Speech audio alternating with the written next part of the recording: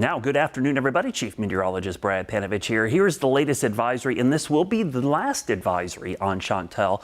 It is basically a tropical depression now. The Hurricane Center will not issue any further advisories because we're expecting it to weaken into a open trough later today. We'll show you where it's going to go over the next couple of hours. Moving through central North Carolina, basically Fayetteville to Raleigh, eventually up into southeastern parts of Virginia.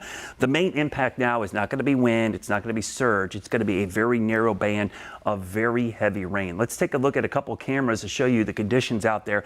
Made landfall this morning around 5 a.m. Towards Myrtle Beach, but this is a view at Wrightsville Beach. So this is what we're seeing. Sunny skies, but look at the surf.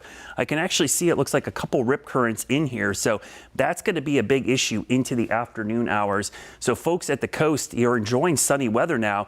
It's breezy, but look at that surf. That is the most dangerous part of this storm on the coast right now. It's going to be high surf and rip current. So you're noticing not a lot of people in the water, probably because lifeguards are not allowing them to go too far in.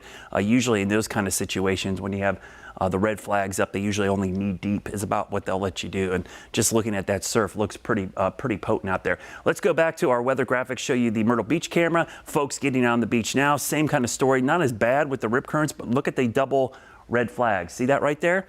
That means don't go in the water. So even at Myrtle Beach, you can see they have the red flags up right now.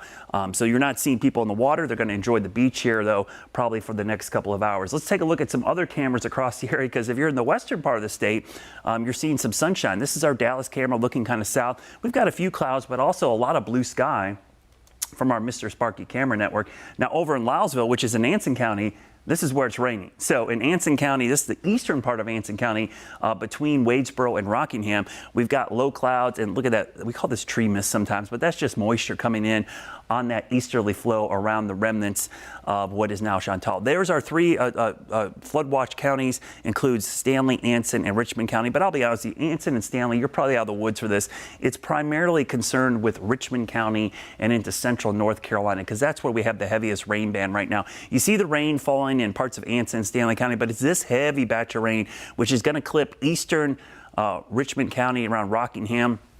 That's where we potentially could see some flooding, especially through the Sandhills. This is going to move north between Greensboro and Raleigh, right over Burlington. So we'll zoom in close and show you the one flood warning. This is our first flood warning in either state today, and it's right in an area where we're seeing the heaviest rain right now. This is for Hoke and Scotland counties there in central North Carolina in the Sandhills. So this will clip parts of Richmond County, so eastern Richmond County in particular, up to Southern Pines towards Asheboro. That's where we're going to be watching over the next couple of hours. Really heavy rain in this area. Some of the areas south and east saw up to 4 inches of rain around Lumberton. They actually had some minor flooding in there. But as you go to the west, the rain really tapers off. So that's why I said west of Albemarle and Wadesboro, you probably see no rain at all. And even in those two counties, you're not looking at a huge risk of flooding. But eastern Richmond County, that's the one part of our area we want you to stay aware today, because potentially we could see some quick flooding. But even there, things will improve rather dramatically by mid to late afternoon, because this system is going to continue to weaken as it moves north. So this is the kind of tropical system you want to see. Very weak, produces some rain, but nothing too out of the ordinary or too crazy. The winds shift to the west. That's a drying flow as well. So we get the combination of wind coming out of the mountains that will warm up and dry out the atmosphere as well. So all in all, the west side of the system very weak, and as this pushes off to the north and east, that's when we'll see the rain. So there's that swath of rain right over Richmond County and then central North Carolina. So there's that narrow swath between Greensboro and Raleigh, and there might be some spots where even east we don't see much rain. It's going to be a very narrow corridor right through the heart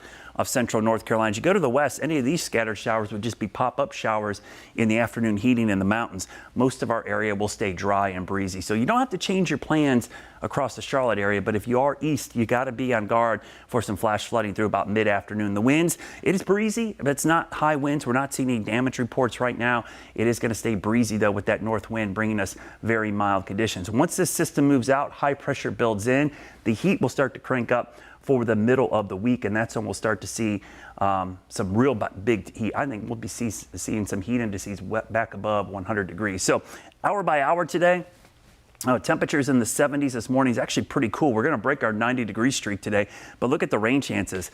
Just a 20% chance across the Charlotte area, so really not much to worry about. But the winds will stay up 12 to 15 miles per hour, so you will notice that. It'll help out, keep it a little bit cooler, also help keep those mosquitoes away as we go into the afternoon. So let's go back to that cell that we've been watching all afternoon. We did have one tornado warning with it. And that's also where we have the flash flooding. I'm going to zoom in on this area because this is where we have the heaviest rain.